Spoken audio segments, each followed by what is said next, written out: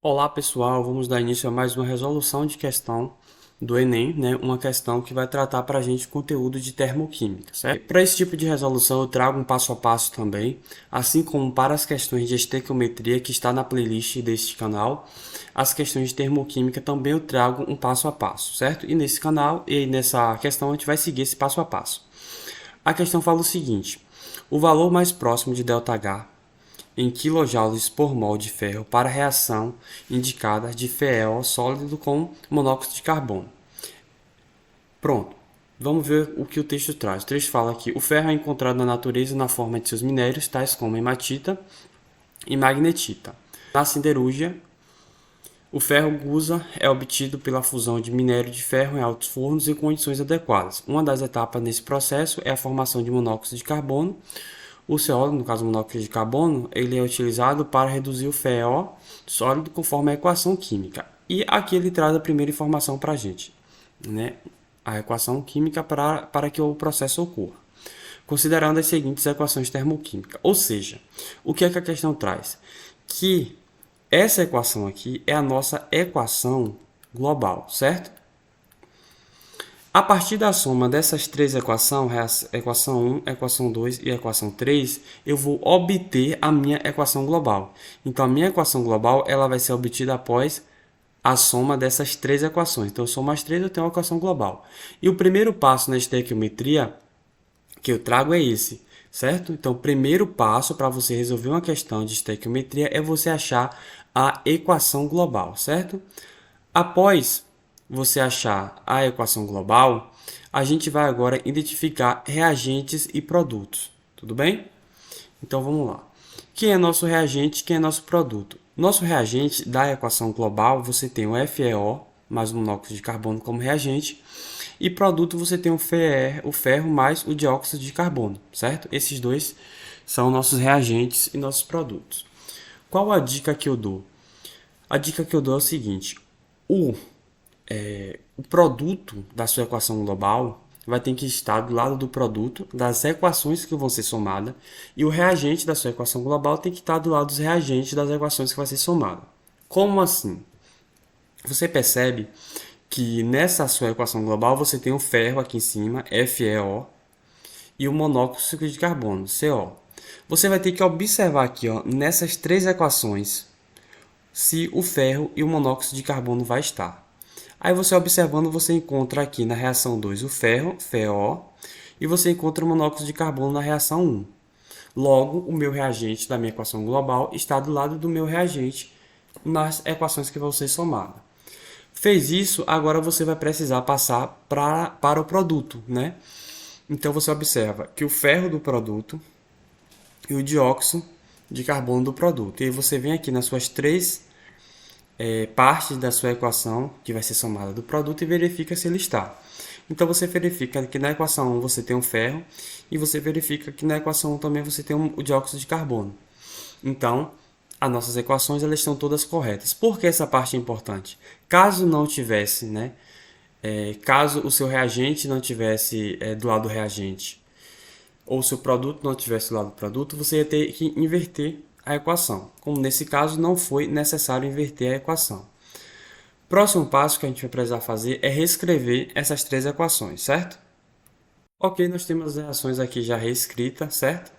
Então, qual o próximo passo? O próximo passo que eu dou para vocês é vocês identificar quais são as substâncias da sua equação global que estão nessas reações para que você não venha a cometer o vacilo e cortar essas reações. Então, por exemplo, na minha reação global eu tenho FeO, né, que é esse agente aqui.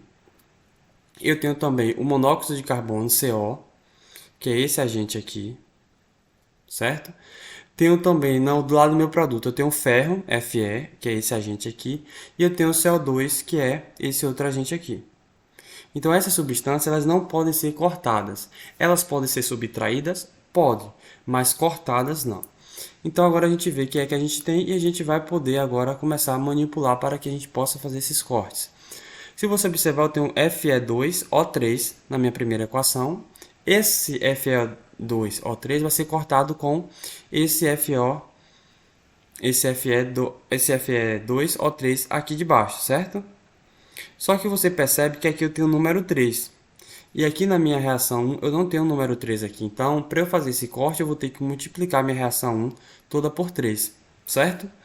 Então, multiplicando minha reação 1 toda por 3, vezes 3, eu vou ter 3 ferro. 3 vezes 3, então aqui agora eu vou ter 9 monóxido. Aqui eu tenho 2, né? 2 ferro. Aqui vai passar a ser 6 ferro, né? 3 vezes 2, 6. Então aqui vai ser 6 ferro. E aqui no meu CO2 eu tenho 3, vai ser 3 vezes 3, então vai ser 9. Ok. Então minha reação 1 tá certa, já multipliquei toda por 3. Lembra que o que eu faço com a reação eu preciso fazer com ΔH. Então nesse caso aqui, meu ΔH, ele vai passar a ser agora, né? Então meu ΔH, ele era menos 25 vezes 3, que vai ser igual a menos 75, certo? Quilojoules por mol. Vamos observar agora o que a gente pode fazer mais cá nas equações. Bom, eu tenho o seguinte, eu tenho que esse meu ferro Fe3O4, né, aqui de baixo, certo? Esse cara aqui, ele vai ser cortado com, ele é reagente, então ele vai ser cortado com este produto aqui, Fe3O4. Só que aqui embaixo eu tenho como coeficiente o 2 e do lado do reagente, do lado do meu produto eu tenho 1. Logo, eu vou ter que multiplicar minha reação 2 toda por 2, para que eu possa fazer esse cancelamento, certo? Eu fazendo isso, eu vou ter... Aqui eu tinha 3 ferros, né? 3 Fe, ó. Então vai passar 3 vezes 2, 6. Então aqui vai ser 6 agora. Aqui, dióxido de carbono, porque 2 vezes 1, 2, então aqui vai ser igual a 2. Ferro, Fe3O4, aqui também vai ficar 2. E nesse meu monóxido também vai ficar 2, certo? Pronto. O que eu fiz com a minha equação, eu tenho que fazer com o meu ΔH. Então, meu ΔH aqui, antes ele era menos 36, ele vai passar agora a ser menos 72, ok? Aí eu vou observar, preciso multiplicar mais alguma equação? Se você observar, não precisa mais. Então, o meu ΔH da equação 3 vai ficar sendo o mesmo, né? Mais 47 kJ por mol. Bom, agora eu vou poder fazer a soma. Né? Primeiro eu vou fazer os cancelamentos e depois eu posso fazer a soma. Bom, aqui eu tenho 2 Fe3O4 do lado do reagente, eu posso cancelar com 2 Fe3O4 do lado do produto, certo? Aqui eu tenho 3 Fe2O3 do lado do produto, eu posso cancelar com esse do lado do reagente. Pronto, quem eu posso mais cancelar? Bom, se você for observar, eu tenho os meus monóxidos de carbono. Ó, aqui eu tenho 9 monóxidos de carbono. 9 aqui. Do lado do meu produto, eu vou ter 2 nessa equação 1 e 1 na equação 3. Então, eu vou ter esses monóxidos aí. O que é que eu posso fazer? Eu posso subtrair. Então, aqui vai ficar 9 menos 3. Né? Então, 9 menos 3, que vai ser igual a 6. Então, eu vou ficar com 6 monóxidos de carbono, certo?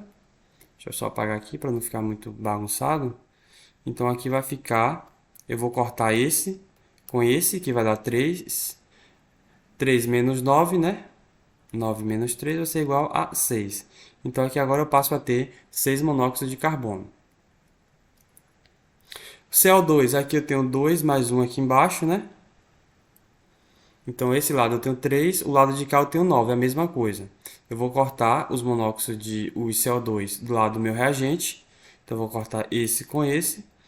Então, 3, 9 menos 3 vai ser igual a 6. Então, aqui eu vou passar a ter a 6CO2 também.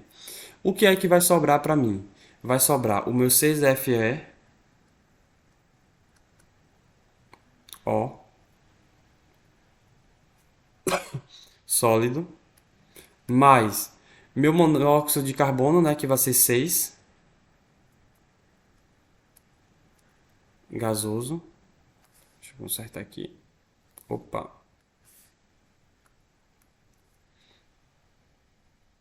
Gasoso, que vai reagir e vai produzir o que? O meu 6Fe, sólido, mais os meus 6CO2.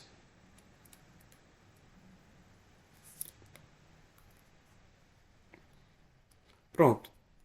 Qual o próximo passo agora?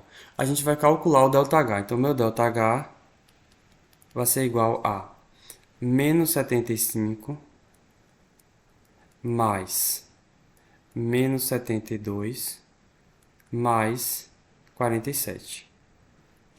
Isso aqui vai ser igual a menos 100 kJ/mol. Menos 100 kJ/mol, certo? Só que a questão ela traz informação importante. Ela fala que o valor mais próximo em kilojoules por mol. Se você observar, eu tenho 6 mol de FeO, 6 mol de monóxido de carbono, 6 mol de ferro e 6 mol de dióxido de carbono. Agora, como a questão ela pede por mol, logo eu vou ter que dividir tudo por 6. Então aqui vai ficar dividido por... Opa, deixa eu trocar de cor aqui. Vai ficar tudo dividido por 6. Dividido por 6. Então aqui eu vou ter 1 mol de FeO sólido mais 1 mol de CO gasoso, que vai reagir e vai produzir 1 mol de ferro sólido mais 1 mol de CO2, certo? Dividir por 6, o meu ΔH ele também vai ser dividido por 6, certo? Então aqui eu tenho menos 100 kJ dividido por 6, eu vou achar aqui um valor de aproximadamente menos 17 kJ. Certo? Menos 17 kJ. Resposta correta, letra B, menos 17 kJ. Muito obrigado pela atenção de todos. Não se esquecendo que questões de estequiometria, a gente pode seguir esse passo a passo, né? Primeiro você acha a equação global. Depois que você achar a equação global, você vai identificar se os reagentes estão do lado dos reagentes das equações que vão ser somadas e se seu produto está do lado dos produtos das equações que vão ser somadas.